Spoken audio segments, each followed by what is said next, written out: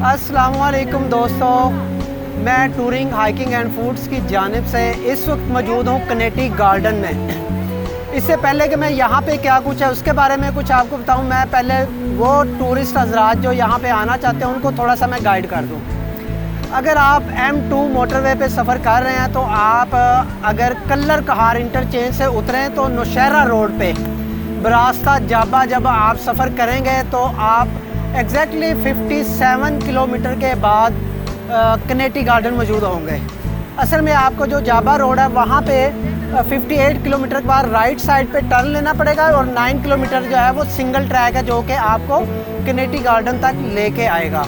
और अगर आप बरास्ता खुशाब सफ़र करना चाह रहे हैं तो अगर खुशाब से बरास्ता खालकाबाद और नौशहरा यहाँ पे आते हैं तो आपको 74 किलोमीटर का सफ़र करना पड़ेगा। ये तो है उन लोगों के लिए जो यहाँ पे आना चाहते हैं, एक ब्रीफ सी गाइड।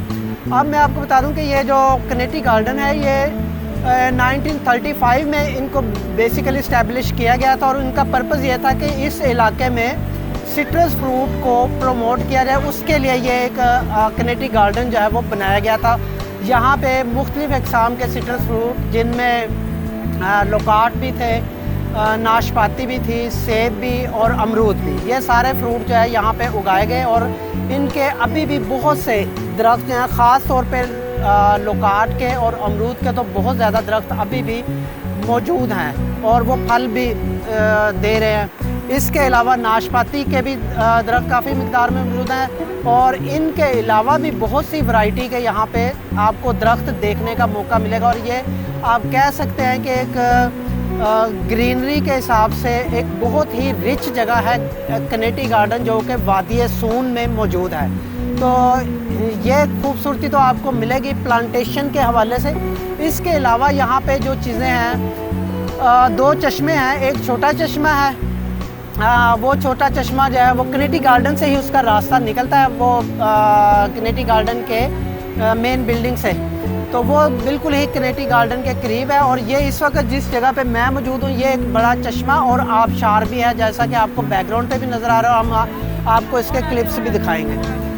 तो ये जो बड़ा चश्मा है ये बहुत ही खूबसूरत है, कुदरत का, नेचर का एक शाहकार है। सारा साल ये चश्मा बहता है, बरसात के मौसम में ये ख़तरनाक हो जाता है। यहाँ पे आप फैमिली के साथ ज़रूर आएँ, लेकिन ये एहतियात करें कि ये एक गहरी जगह है, ख़तरनाक जगह भी है। पानी का बहाव भी यहाँ पे चूँकि बहुत ज़्यादा ख़ास तौर पे बरसात में होता है, तो इसलिए एक इस ख़तरे को पेश नज़र रखें। बच्चों को पानी के ज़्यादा करीब ना जाने दें और उनको अपनी निगरानी के बगैर यानी कि अनअटेंडेड आपने बिल्कुल नहीं छोड़ना।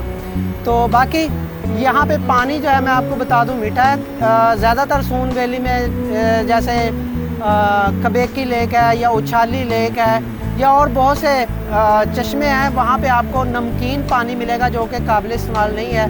लेकिन ये जगह उन चंद एक जगहों में से है जहाँ पे मीठा पानी जो है वो अवेलेबल है। तो ये चश्मा जो और आबशार जो इस वक्त आपको कनेटी गार्डन से नज़र आ रही है, यहाँ पे भी मीठा पानी। और ये कनेटी गार्डन से रास्ता निकलेगा और रास्ते में एक गांव आता है, उस गांव को क्रॉस करके आपने यहाँ तक पहुँचना। और तकरीबन दो रास्ते हैं, एक लंबा रास्ता जो है वो तकरीबन 3 किलोमीटर का है और जो शॉर्ट रास्ता है वो हार्डली 1.5 किलोमीटर का रास्ता होगा। तो आप अगर किसी वजह से रास्ता पानी है तो आपको शॉर्ट रास्ता ही लेना चाहिए। आप तकरीबन यहाँ पे 30 मिनट में 35 मिनट में पहुँच जाएंगे। अगर आप लंबा रास्ता लेंगे तो आपको 1 घंटा या उससे थोड़ा सा ज़्यादा टाइम भी लग सकता है। तो ये एक खूबसूरत जगह है।